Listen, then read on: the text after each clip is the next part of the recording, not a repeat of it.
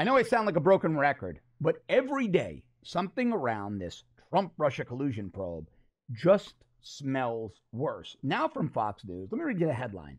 Documents suggest possible coordination between CIA, FBI, Obama White House, and Dem officials early in Trump-Russia probe, according to investigators. Now, that looks like collusion to me, and it looks like collusion and weaponization of our intelligence community and federal law enforcement community against a particular political candidate. That candidate wasn't Hillary Clinton. Here to make sense of this with me is former CIA station chief, my good friend, Scott Eulinger. Scott, I read this, and a couple of names jump out at me. And the first name that jumped out at me, and I said I have to call Scott, is, of course, John Brennan. Again, John Brennan. It seems to keep coming back to exactly. Andrew McCabe and John Brennan. Andrew McCabe and John Brennan. Why would the CIA even be involved in a potentially domestic law enforcement matter like this? Should they even be? Right, that's a good question. Since the early 70s, this has been a definite no-no for the CIA, and they're not supposed to have any stake in local or domestic espionage as long as there isn't a foreigner involved. And see, that is why the entire scandal started, so to speak, or they were using Carter Page because he basically had some kind of relationship with the Russians. They used that as a backdoor to target Americans because, see, they are allowed to track Russians or people.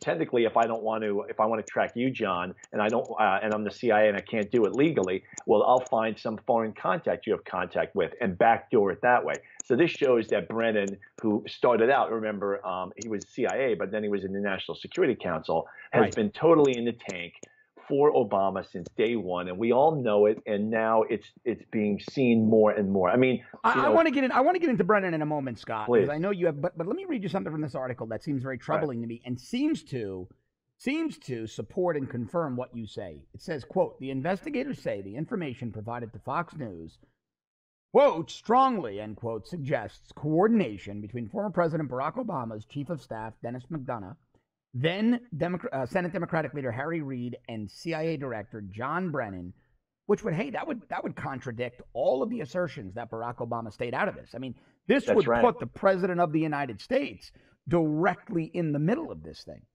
That's right, and even some of the texts between Stroke and Page, yeah, the FBI, the FBI folks involved.